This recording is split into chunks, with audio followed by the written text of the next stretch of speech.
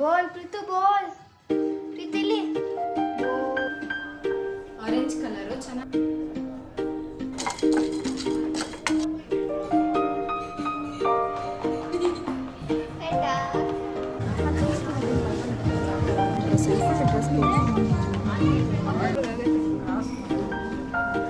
ನನಗೆ ಫೇಸ್ಬುಕ್ ನೋಡ್ತಿದ್ದಂಗೆ ಒಂಥರ shock. Hi hi ಮಾಡಂದೆ ನಾನು ಕೊಬ್ಬು ನಿಂಗೆ. ಹಾಯ್ ಫ್ರೆಂಡ್ಸ್, ನಮಸ್ತೆ, welcome to Pavithra's beauty vlog. ಇವತ್ತಿನ ವ್ಲಾಗ್ನ ಶುರು ಮಾಡ್ತಾ ಇದ್ದೀನಿ. ಲಾಸ್ಟು ಒಂದು 5-6 ಸೀರೆ ತೊಗೊಂಡೆ. ನನಗೆ ಸಂಕ್ರಾಂತಿ ಹಬ್ಬಕ್ಕೆ ಏನು ಬಟ್ಟೆ ತೊಗೊಳ್ಳೋ ಅವಶ್ಯಕತೆ ಇಲ್ಲ. ಇನ್ನು ಎಷ್ಟೊಂದು ಹಬ್ಬಕ್ಕೆ ಹಾಕೊಬೋದು ಒಂದೊಂದೇ ಸೀರೆ ಅಂತ ಅಂದ್ರೂ. ನನಗೇನೋ ಬಟ್ಟೆ ಆಯಿತು, ಮಕ್ಳಿಗೆ ಹೊಸ ಬಟ್ಟೆ ತೊಗೊಂಡು ಬಂದಿಲ್ಲ.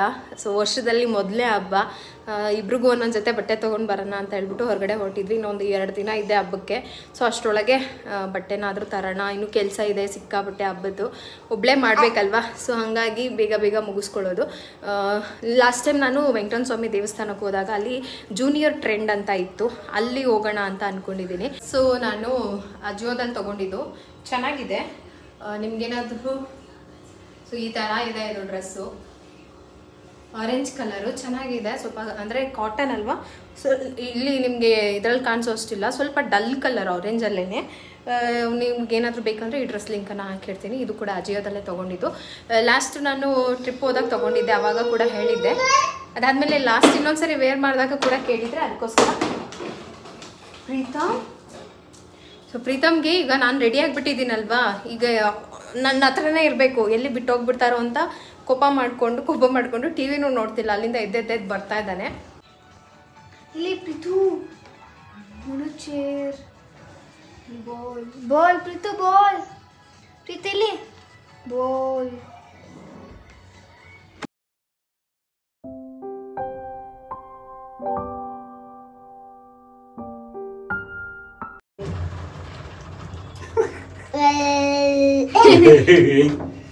ಯಾವಾಗಲೂ ಹಂಗೆ ಮಾಡೋದಾ?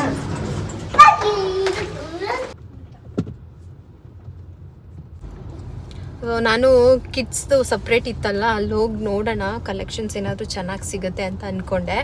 ಆಮೇಲೆ ನಾನು ಲಾಸ್ಟ್ ಟೈಮ್ ನಮ್ಮ ಅಕ್ಕನಿಗೆ ಬರ್ತಡೇಗೆ ಅಂತ ಟ್ರೆಂಡ್ಸಲ್ಲೇ ಬಟ್ಟೆ ಕೊಡಿಸಿದ್ನಲ್ವಾ, ಸೊ ಅದಕ್ಕೆ ಕೂಪನ್ ಕೊಟ್ಟಿದ್ರು ನನಗೆ. ಇವಾಗ 2,000 ರೂಪಾಯಿ ಕೂಪನ್ ಇದೆ ನನ್ನ ಹತ್ರ. ಇಬ್ರಿಗೂ ಈಗ ಅಲ್ಲಿ ಕಿಡ್ಸ್ಗೆ ಹೋದರೆ ಪ್ರಗತಿ ಈಗ ಆಲ್ರೆಡಿ 10 ಇಯರ್ಸ್ ಅಲ್ವಾ, ಪ್ರಗತಿಗೆ ಅದು ಸಿಗಲ್ಲ ಅಂತ ಅನಿಸುತ್ತೆ.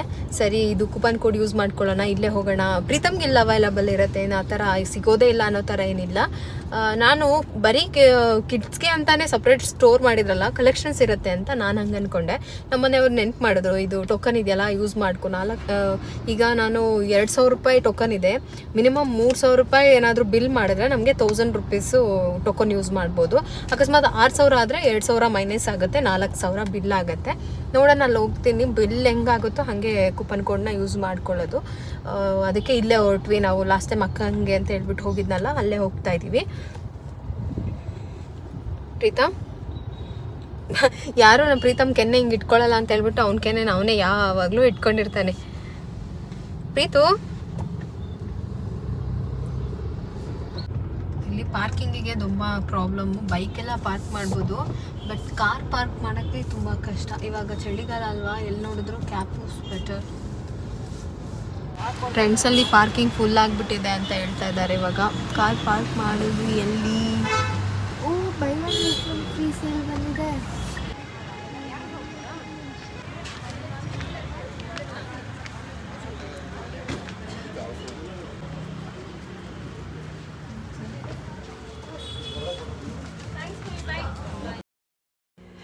ನಮಗೆ ಬೇಗ ಸಿಗೋದು ಅಂತಂದರೆ ನಮ್ಮ ಮನೆಗೆ ತುಂಬ ನಿಯರ್ ಅಂತ ಅಂದರೆ ಟ್ರೆಂಡ್ಸು, ಮ್ಯಾಕ್ಸ್ ಮತ್ತು ಪ್ಯಾಂತಲೂನ್ಸ್ ಅಂತ ಇದೆ. ಪ್ಯಾಂತಲೂನ್ಸಲ್ಲಿ ತುಂಬಾ ಪ್ರೈಸ್ ಜಾಸ್ತಿ ಇರುತ್ತೆ, ಸೊ ನಮ್ಮ ಬಜೆಟಿಗೆ ಸಿಗೋದಿಲ್ಲ. ಮ್ಯಾಕ್ಸಲ್ಲೂ ಓಕೆ, ತುಂಬ ಸರಿ ನಾನು ಮ್ಯಾಕ್ಸ್ಗೆ ಹೋಗ್ತಾ ಇದ್ದೆ. ಅಲ್ಲಿ ಸೇಮ್ ಅಷ್ಟೇ, ಮಕ್ಳಿಗೇನಷ್ಟು ಕಲೆಕ್ಷನ್ಸ್ ಅಂತ ಸಿಗಲಿಲ್ಲ. ಫಸ್ಟ್ ಕ್ರೈಯಲ್ಲಿ ಚೆನ್ನಾಗಿದೆ, ಓಕೆ, ಹೆಂಗೋ ಪ್ರಗತಿಗೂ ತೊಗೋಬೇಕಲ್ಲ ಅಂತ ಹೇಳ್ಬಿಟ್ಟು. ಪ್ರಗತಿಗೆ ಫಸ್ಟ್ ಕ್ರೈಯಲ್ಲೆಲ್ಲ ಸಿಗಲ್ಲ. ನಾನು ಟ್ರೆಂಡ್ಸ್ಗೆ ಹೋದೆ, ಡ್ರೆಸ್ ಎಲ್ಲ ನೋಡೋವಂಥ ಅವಶ್ಯಕತೆ ಏನಿರಲಿಲ್ಲ, ನಾನು ತೊಗೊಳ್ಳೋದಿಲ್ಲ. ಜಸ್ಟ್ ಹಾಗೆ ಲಾಸ್ಟ್ ಟೈಮ್ ಒಂದು ID ನಂಬರ್ ಚೆಕ್ ಮಾಡಿ ನಾನು ನಿಮಗೆ ಡ್ರೆಸ್ಸನ್ನು ತೊಗೊಳ್ಳೋದು ಹೇಳಿದೆ ಅಲ್ವಾ. ನಿಮ್ಗೆ ಆ ಥರ ಆನ್ಲೈನಲ್ಲಿ ತೊಗೊಳ್ಳೋಕ್ಕೆ ಇದಾಗುತ್ತೆ ಅಂತಂದರೆ, ಅಂದರೆ ಏನೂ ನಮಗೆ ಗ್ಯಾರಂಟಿ ಇಲ್ಲ, ಅಲ್ಲಿ ಹೇಗೆ ಬರುತ್ತೋ ಏನೋ ಅನ್ನೋ ಡೌಟ್ ಇದ್ದರೆ ಈ ಥರ ನೋಡ್ಬೋದು. ಸೊ ಆ ನಂಬರ್ ಏನಿದೆಯಲ್ಲ ಟ್ಯಾಗ್ ಮೇಲೆ ಅದನ್ನು ಹಾಕಿದ್ರೆ ನಿಮಗೆ ಅದು ಎಕ್ಸಾಕ್ಟ್ ಪಿಕ್ಚರು ಮೊಬೈಲಲ್ಲಿ ಬಂದುಬಿಡುತ್ತೆ. ಸುಮ್ಮನೆ ಜಸ್ಟ್ ಹಾಗೆ ಇಲ್ಲಿ ಎಲ್ಲ ಕಡೆ ಎಲ್ಲ ಥರ ಡ್ರೆಸ್ನು ಸುಮ್ಮನೆ ಟ್ರಯಲ್ ಮಾಡೋದು. ಅಲ್ಲಿ ನಾನು ನಿಮಗೆ ಕೆಳಗಡೆ ತೋರಿಸಿದ್ನಲ್ಲ ಅದೆಲ್ಲ ಬಂದುಬಿಟ್ಟು ಒಂದು ಮಟ್ಟಿಗೆ ನನಗೆ ಸೈಜ್ ಎಲ್ಲ ಕರೆಕ್ಟ್ ಅನಿಸುತ್ತೆ, ಸ್ಮಾಲ್ ಸೈಜ್ ಅವ್ರಿಗೆ. ಇದೆಲ್ಲ XL L ಆ ಥರ ಇರುತ್ತೆ, ತುಂಬ ಹೆವಿ ಲೆಂತ್ ಇರುತ್ತೆ. ಇಲ್ಲಿ ನಿಮಗೆ ಬೈ 1 get 1 ಫ್ರೀ ಆಫರ್ಗಳನ್ನ ಕೊಟ್ಟಿರ್ತಾರೆ. ಸೊ ಒಂದು ಡ್ರೆಸ್ ಜೊತೆಗೆ ಇನ್ನೊಂದು ಡ್ರೆಸ್ ಯಾವುದಾದ್ರೂ ತೊಗೋಬೋದು ಆ ಥರ. ಸೊ ಅದನ್ನು ಏನು ಅಂತ ಕಲೆಕ್ಷನ್ ಇರಲಿಲ್ಲ, ಸುಮ್ಮನೆ ಕೆಲವೊಂದು ಅಂದರೆ ಸ್ಟಾಕ್ ಹಾಗೆ ಉಳಿದಿರತ್ತಲ್ಲ ಅದರಲ್ಲಿ ಸೆಲೆಕ್ಟ್ ಮಾಡಿ ಹಾಕಿದ್ರು ಅಂತ ಅನಿಸ್ತು, ಬೈ 1 get 1 ಆಫರು. ಇನ್ನು ಬಿಟ್ಟರೆ ಇದೆಲ್ಲ ತುಂಬಾ ಚೆನ್ನಾಗಿತ್ತು. ಸ್ವಲ್ಪ ಕಾಸ್ಟ್ಲಿ ಅನಿಸ್ತು, 999 ಬರುತ್ತೆ, ಅಂದರೆ 1000 ರೂಪೀಸ್ ಟಾಪ್ಗಳಿದೆಲ್ಲ. ಒಂದು ಟಾಪ್ಗೆ 999 ರೂಪೀಸ್ ಹಾಕಿದ್ರು. ನಾನು ಇವಾಗ ನೋಡ್ತಾ ಇದ್ದೀನಲ್ಲ ವೈಟ್, ಅದರೊಳಗೆ ಪಿಂಕ್ ಇತ್ತು ಮತ್ತು ಲೈಟ್ ಕಲರ್ ಎಲ್ಲ ಇತ್ತು. ಸೊ ಅದರೊಳಗೆ ನನಗೆ ಈ ನಡುವೆ ಈ ಥರ ಲೈಟ್ ಕಲರ್ ತುಂಬಾ ಇಷ್ಟ ಆಗ್ತಾ ಇದೆ. ಮುಂಚೆ ನಾನು ತುಂಬ ಡಾರ್ಕ್ ಕಲರ್ ಸೆಲೆಕ್ಟ್ ಮಾಡ್ತಾ ಇದ್ದೆ, ಮರೂನ್ ಕಲರ್, ಬ್ಲೂ ಕಲರ್, ಆಮೇಲೆ ನೇವಿ ಬ್ಲೂ, ಈ ಥರ ಡಾರ್ಕ್ ಕಲರ್ನ ನೋಡ್ತಾ ಇದ್ದೆ. ಇವಾಗ ಅಷ್ಟು ಡಾರ್ಕಲ್ಲೇನು ಇದಿಲ್ಲ, ಲೈಟ್ ಕಲರ್ ಚೆನ್ನಾಗಿ ಅನಿಸುತ್ತೆ. ಸೊ ನನ್ನ ಹತ್ರ ವೈಟ್ ಕಲರ್ ಟಾಪ್ ಒಂದೂ ಇರಲಿಲ್ಲ, ಸುಮ್ಮನೆ ನೋಡ್ತಾ ಇದ್ದೆ. ಇವಾಗ ಸುಮ್ಮನೆ ಯಾಕೆ ತೊಗೊಳ್ಳೋದು, ಏನಾದರೂ ಒಂದು ರೀಸನ್ ಇದ್ದರೆ ತೊಗೊಬಹುದು. ಈಗ ಆಲ್ರೆಡಿ ನನಗೆ ಹಬ್ಬಕ್ಕೆ ಅಂತ ಸೀರೆ ಇದೆ, ಸೊ ಹಾಗಾಗಿ ಸುಮ್ಮನೆ ಜಸ್ಟ್ ತೋರಿಸೋಣ ಅಂತ ಹೇಳಿ ನಾನು ಕಲೆಕ್ಷನ್ಸ್ನ ಮಾಡಿದೆ. ನನ್ನ ಮಗಳು ಬರೀ ಮೇಲ್ಗಡೆ ಅಷ್ಟೇ ವಿಡಿಯೋ ಮಾಡಿರೋದು, ಫುಲ್ ಡ್ರೆಸ್ ವಿಡಿಯೋ ಮಾಡಿದರೆ ನಿಮ್ಗೊಂದು ಐಡಿಯಾ ಬರ್ತಾಯಿತ್ತು ಹೇಗಿತ್ತು ಅಂತ. ಅಲ್ಲಿಂದ ನಾವು ಕಿಡ್ಸ್ ಸೆಕ್ಷನ್ಗೆ ಹೋಗ್ತಾ ಇದ್ದೀವಿ, ಮಕ್ಕಳದು ಸಪ್ರೇಟ್ ಇರುತ್ತಲ್ಲ. ನನಗೆ ಇಲ್ಲಿಗೆ ಬಂದಾಗೆಲ್ಲ ತುಂಬ ಬೇಜಾರಾಗೋದೇನು ಅಂತಂದರೆ ಪ್ರಗತಿಗೆ ಒಳ್ಳೆ ಕಲೆಕ್ಷನ್ಸ್ ಬಟ್ಟೆ ಸಿಗೋದೇ ಇಲ್ಲ. ಇಲ್ಲೇ ಅಂತಲ್ಲ, ನಾನು ಎಲ್ಲಿ ನೋಡಿದ್ರು ನಮಗೆ ಈ ಶಾಪ್ಗಳಲ್ಲಿ ಅಂತಂದರೆ ನಾರ್ಮಲ್ ಈ ಮಾರ್ವಾಡಿ ಅಂಗಡಿಗಳಿಗೆಲ್ಲ ಹೋದಾಗ, ಬಟ್ಟೆ ಅಂಗಡಿಗಳಿಗೆ, ಅಲ್ಲಿ ಒಂದು ಮಟ್ಟಿಗೆ ಓಕೆ ಸಿಗುತ್ತೆ ಕಲೆಕ್ಷನ್ಸ್, ಅಂದರೆ ಸ್ವಲ್ಪ ಡಿಸೈನರ್ ವೇರೆಲ್ಲ ತುಂಬ ಚೆನ್ನಾಗಿ ಸಿಗುತ್ತೆ. ಅಲ್ಲಿಗೆ ಹೋಗಬೇಕಿತ್ತು ಅನಿಸುತ್ತೆ. ಬಟ್ ಅಲ್ಲೆಲ್ಲ ಹೆಂಗೆ ಅಂತ ಅಂದರೆ ಸ್ವಲ್ಪ ಏನೋ ಟ್ರೆಡಿಷ್ನಲ್ ವೇರ್ ಅಂದ್ರೆ 2500 3000ವರೆಗೂ ತೋರಿಸ್ತಾರೆ. ಅಲ್ಲಿ ಕೂಡ ಹೋಗಿದ್ದೆ ನಾನು. ಸೊ ಅದು ಒಂದ್ಸರಿ ತುಂಬ ಹೆವಿ ಅನ್ಸಿದ್ರೆ ಅದನ್ನು ಅಷ್ಟು ಕಂಫರ್ಟಬಲಲ್ಲಿ ಹಾಕಲ್ಲ ಪ್ರಗತಿ. ಈ ಥರ ಇದ್ದರೆ ಸ್ವಲ್ಪ ಹಳೇದಾದ್ಮೇಲೂ ಕೂಡ ಡೈಲಿ ಯೂಸ್ಗೆ ಅಥವಾ ಆ ಥರ ರೆಗ್ಯುಲರ್ ಯೂಸ್ ಮಾಡೋದಕ್ಕಾದ್ರೂ ಬಳಸ್ಕೊಬೋದು. ಹಾಗಾಗಿ ನಾನು ಆದಷ್ಟು ಸಿಂಪಲ್ ಡ್ರೆಸ್ ಹಾಕಿಸಿ ರೂಢಿ ಆಗಿಬಿಟ್ಟಿದೆ. ಸೊ ಹೆವಿ ಡ್ರೆಸ್ ಹಾಕಿದ್ರೆ ನನ್ನ ಮಗಳ ಕೈಲಿ ಇರೋಕ್ಕೆ ಆಗೋದಿಲ್ಲ. ಇದು ನಾನು ಒಂದು ಡ್ರೆಸ್ ನೋಡಿದೆ, ಚೆನ್ನಾಗಿತ್ತು, ಬಟ್ ನನಗೆ ತೊಗೊಳ್ಳೋ ಅಂಥ ಮನಸ್ಸಿರಲಿಲ್ಲ. ಸೊ ಹಾಗಾಗಿ ತೊಗೊಳ್ಳಿಲ್ಲ.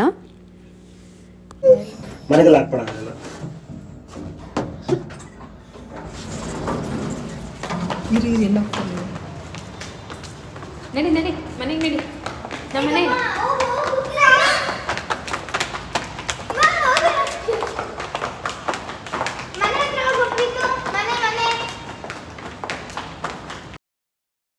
ಹಾಗೆ ಲಾಸ್ಟ್ ಟೈಮ್ ನಾನು ಈ ಗೇಟ್ ಹಾಕ್ಸಿದಾಗ ಹೊರಗಡೆಯಿಂದ ವ್ಯೂ ತೋರಿಸಿ ಹೇಗೆ ಕಾಣಿಸುತ್ತೆ ಅಂತ ಕೇಳಿದ್ರಿ. ಅದಕ್ಕೆ ನಾನು ಹಾಗೆ ವಿಡಿಯೋ ಮಾಡ್ಕೊಳ್ಳೋಣ ಹೊರಗಡೆಯಿಂದ ಬಂದಲ್ಲ ಅಂತ. ಸೊ ಇದು ಬ್ಲ್ಯಾಕ್ ಕಲರ್ ಆಗಿರೋದ್ರಿಂದ ಈ ರೀತಿಯಾಗಿ ಕಾಣಿಸ್ತಾ ಇದೆ. ವೈಟ್ ಕಲರ್ ಹಾಕ್ಸಿದ್ರೆ ಇನ್ನೂ ಚೆನ್ನಾಗಿ ಕಾಣಿಸ್ತಾ ಇತ್ತು ಅಂತ ಅನ್ನಿಸ್ತು. ಓಕೆ, ಈ ಥರ ಕಾಣಿಸ್ತಾ ಇದೆ ಇವಾಗ.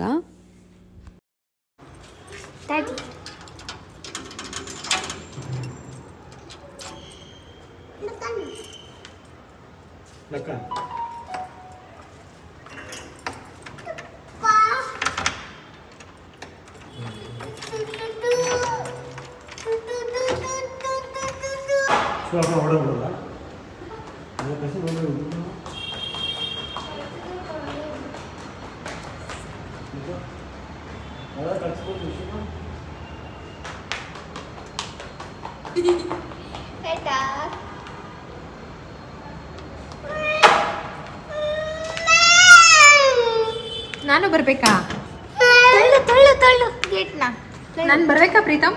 ನಾನು ಬರಲ್ಲ, ಬಾಯ್ ಪ್ರೀತು, ಬಾಯ್, ನಾ ಹೋಗ್ತೀನಿ, ಬಾಯ್. ನಾನು ಬರ್ಬೇಕಾ? ಬಾ ಹೋಗೋಣ, ಬಾ. ಆಯ್ತು, ಹೋಗೋಣ, ನಡಿ ಮನೆಗೆ ಹೋಗೋಣ. ಮಮ್ಮಿನೂ ಬರ್ಬೇಕಾ? ಚಿನ್ನಿ ಬಂಗಾರಿ ಇದು ಎಳ್ಕೊಂಡು ಹೋಗ್ತಾನ. ಬರ್ತೀನಿ ಬಂದೆ ಲೈಟ್ ಹಾಕಮ್ಮ. ಒಂದು ಸಣ್ಣ ಶಾಪಿಂಗು ಏನು ತರಬೇಕು ಅಂತ ಅಂದ್ಕೊಂಡಿದ್ವೋ ಅದನ್ನು ಮಾತ್ರ ಎಕ್ಸಾಕ್ಟಾಗಿ ತೊಗೊಂಡು ಬಂದ್ವಿ.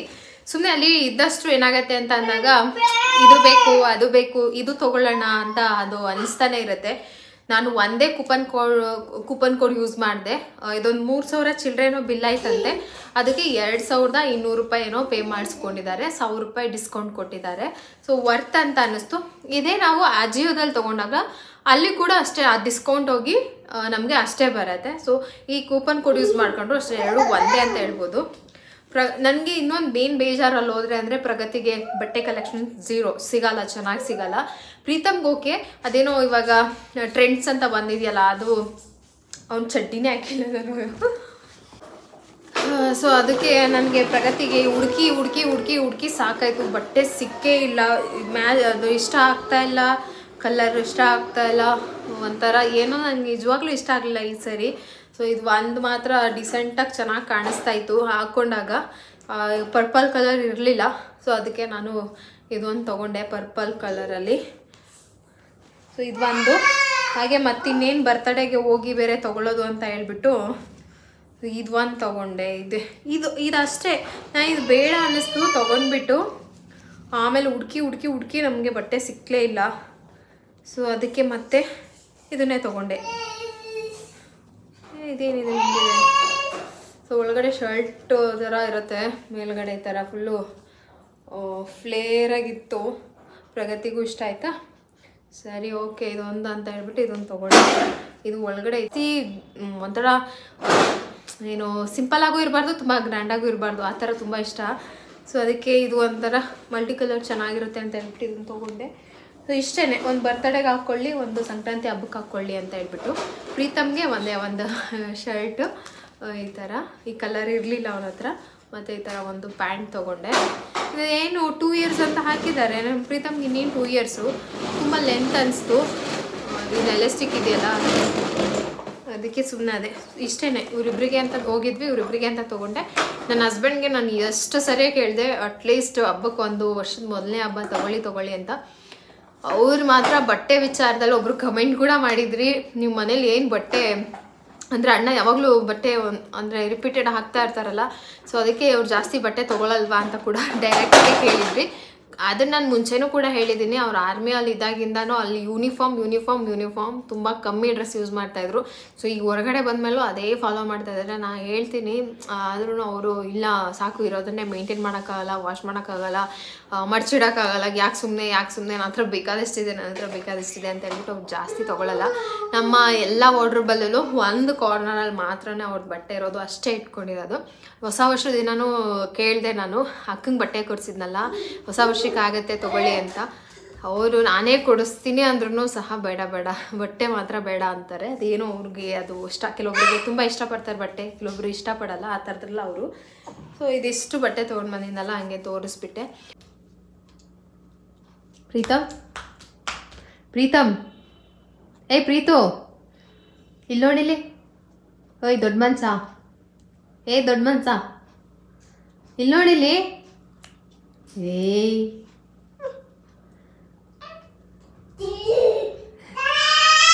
ಹಾಂ ಬಾ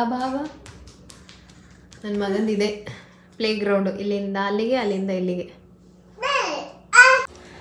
ಎಳ್ಳು ಬೆಲ್ಲ ಮಾಡೋದಕ್ಕೆ ಅಂತ ಹೇಳ್ಬಿಟ್ಟು ಸ್ವಲ್ಪ ಕೊಬ್ಬರಿ ಮತ್ತು ಹಾಗೆ ಕಡಲೆ ಬೀಜ ಇದೆ ಮನೆಯಲ್ಲೇ, ನೆನ್ನೆ ತಂದಿದ್ದು, ಪಾಕೆಟ್ನು ಓಪನ್ ಮಾಡಿಲ್ಲ.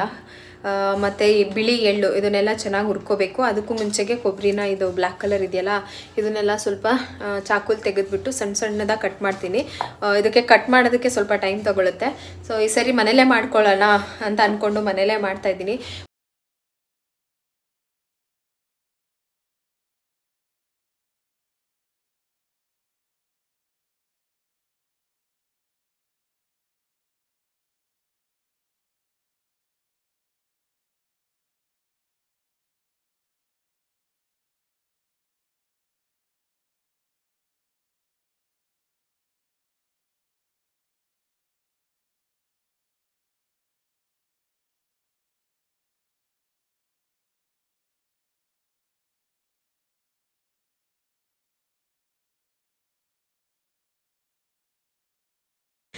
ಬೆಳಗ್ಗೆ ಸ್ಕೂಲಲ್ಲಿ ಪೇರೆಂಟ್ಸ್ ಟೀಚರ್ ಮೀಟಿಂಗ್ ಇತ್ತು. ಸೊ ನೀನು ಅದನ್ನು ವ್ಲಾಗ್ ಥರ ಮಾಡೋಕ್ಕೆ ಹೋಗಲಿಲ್ಲ.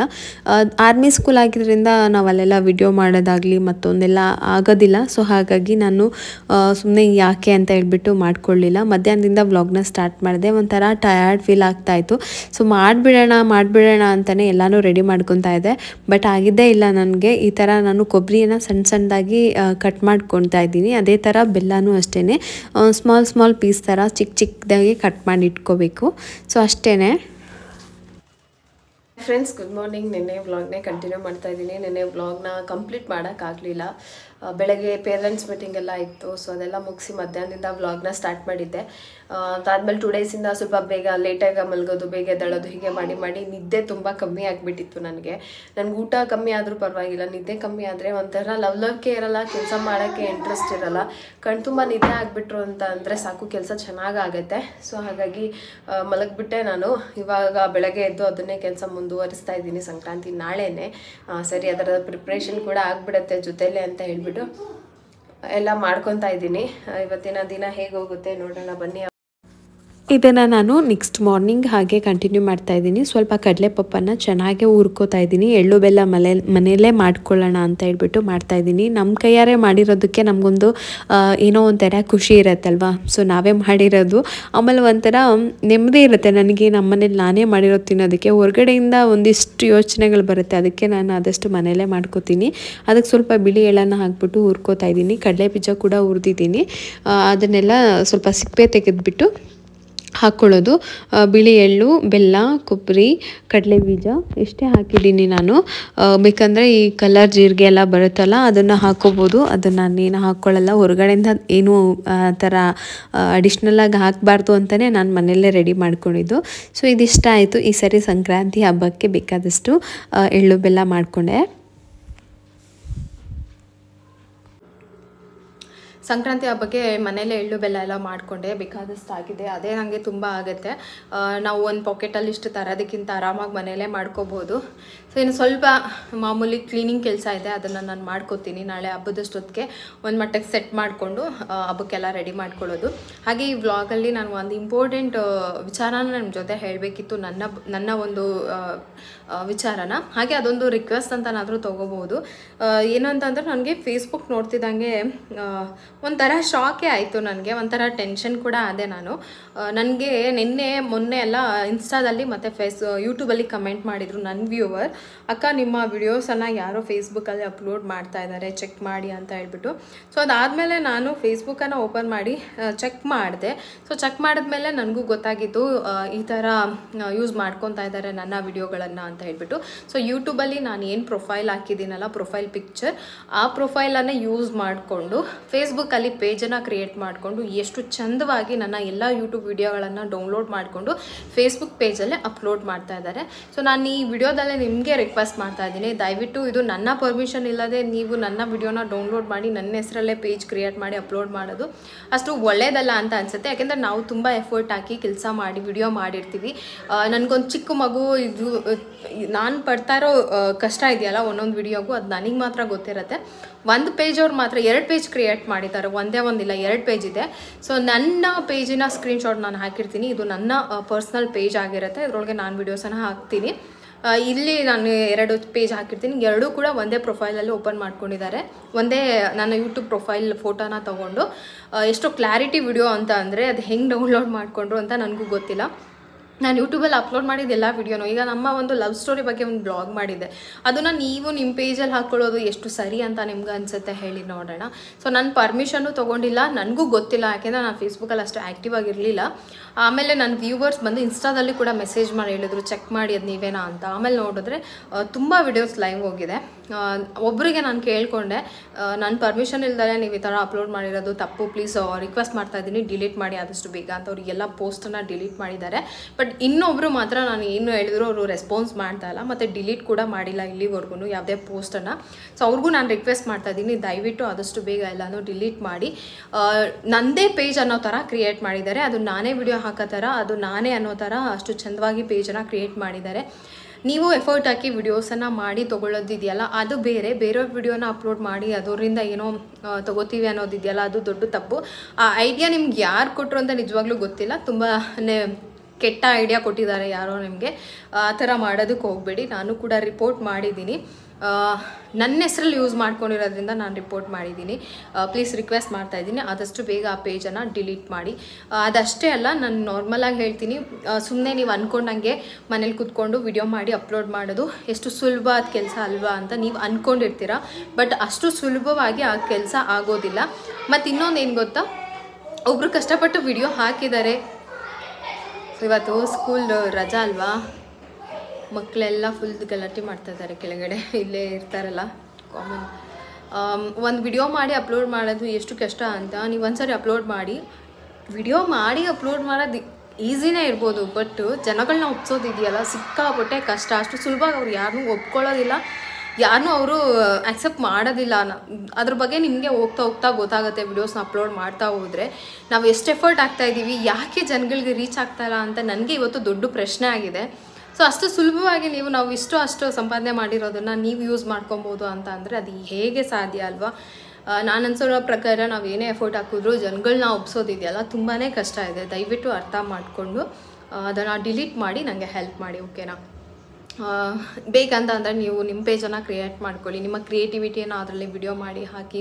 ಪ್ರತಿಯೊಬ್ಬ ಮನುಷ್ಯನಿಗೂ ಒಂದೊಂದು ರೀತಿಯಲ್ಲಿ ಕ್ರಿಯೇಟಿವಿಟಿ ಇರುತ್ತೆ. ಸೊ ಅದ್ರ ಪ್ರಕಾರನೇ ವಿಡಿಯೋ ಮಾಡ್ಕೊತಾ ಹೋಗಿ, ಅದರಲ್ಲಿ ನಿಮ್ಗೆ ಏನಾದರೂ ಯಶಸ್ಸು ಸಿಗುತ್ತೆ. ಅದನ್ನು ಬಿಟ್ಬಿಟ್ಟು ಬೇರೆಯವ್ರ ವಿಡಿಯೋನ ಡೌನ್ಲೋಡ್ ಮಾಡಿಕೊಂಡು ಇಲ್ಲೆಲ್ಲ ಅವ್ರ ಹೆಸರಲ್ಲೇ ಪೇಜ್ ಕ್ರಿಯೇಟ್ ಮಾಡಿ ಅಪ್ಲೋಡ್ ಮಾಡೋದಿದೆಯಲ್ಲ ದೊಡ್ಡ ತಪ್ಪು. ಇದೇ ಥರ ಲಾಸ್ಟ್ ಟೈಮ್ ನಿಮಗೆ ಹೇಳಿದ್ದೆ, ಇನ್ನೊಂದು ಯಾವುದೋ ಒಂದು, ಅದು ನನಗೆ ನೆನಪಾಗ್ತಾ ಇಲ್ಲ. ಸೊ ಸೇಮ್ ಯೂಟ್ಯೂಬಲ್ಲೇ ನಮ್ಮದೇ ಪ್ರೊಫೈಲನ್ನು ಯೂಸ್ ಮಾಡಿಕೊಂಡು ನಿಮಗೆ ಕಮೆಂಟ್ ಮಾಡಿ ನಿಮ್ಗೆ ಏನೋ DM ಇದೆ ಅಂತ ಹೇಳಿಬಿಟ್ಟು ಪಿನ್ ಮಾಡಿ ಮೆಸೇಜ್ ಮಾಡ್ತಾಯಿದ್ರು. ಸೊ ಅದಕ್ಕೂ ಇದಕ್ಕೆ ಏನು ವ್ಯತ್ಯಾಸ ಇಲ್ಲ ಅಂತ ಅನ್ಸುತ್ತೆ. ಅವ್ರು ಆ ರೀತಿ ಮೋಸ ಮಾಡ್ತಾಯಿದ್ರು, ನೀವು ಈ ರೀತಿ ಮಾಡ್ತಾಯಿದ್ದೀರಾ ಅಷ್ಟೇ. ಸೊ ಇದನ್ನು ನಾನು ನಿಮ್ಮ ಹತ್ರ ಹೇಳಬೇಕು ಅಂತ ಅಂದ್ಕೊಂಡಿದ್ದೀನಿ.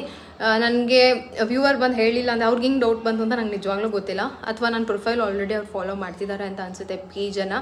ಹಾಗಾಗಿ ಅವರು ನನಗೆ ಬಂದು ಮೆಸೇಜ್ ಮಾಡಿ ಹೇಳಿದರು. ಸೊ ಅದಾದಮೇಲೆ ಇಮಿಡಿಯೇಟ್ ಓಪನ್ ಮಾಡಿ ನೋಡ್ತೀನಿ, ಎರಡು ಪೇಜ್ ಇದೆ. ಅದೇನೋ ನನಗೆ ಸರಿ ಅನಿಸ್ಲಿಲ್ಲ.